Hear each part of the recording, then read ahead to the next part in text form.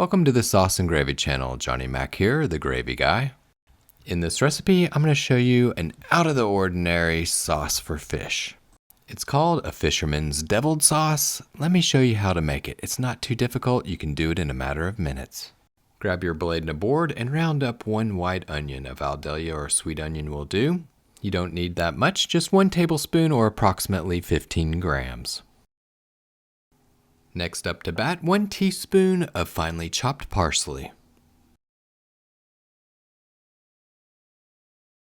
Round up some tarragon. 1 teaspoon of this will also do.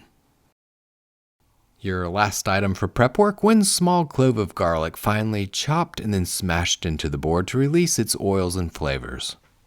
That takes care of the prep work. Now it's time to make the sauce. Add 1 stick, that's half of a cup or 114 grams of unsalted butter to a sauce pot. Crank that burner up and melt the butter down. Whenever the butter's melted down, add everybody's favorite, what's it sauce, 1 tablespoon, 15 milliliters.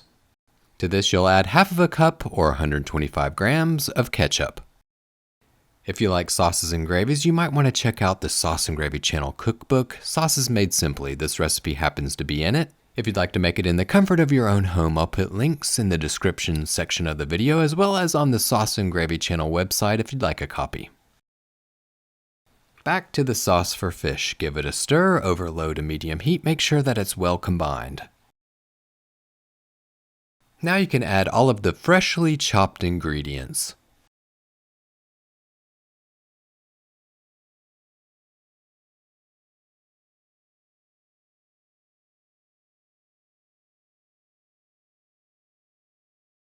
And you know these days, finding fresh herbs that look good at the grocery store, well, it's hit or miss. So sometimes you just have to go for the dried stuff.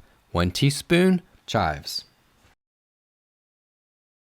Give it a quick stir over a low to medium heat. Snag some Dijon mustard from the refrigerator. 1 teaspoon, drop it in.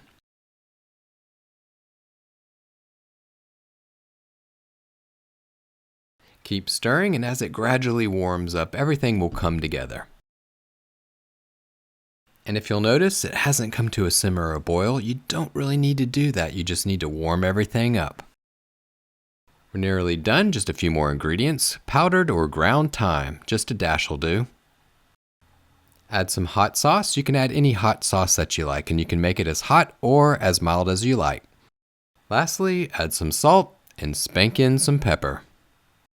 And if you would just notice again that it did not come to a simmer or boil, you just warmed it up to infuse flavor and to mix all the ingredients.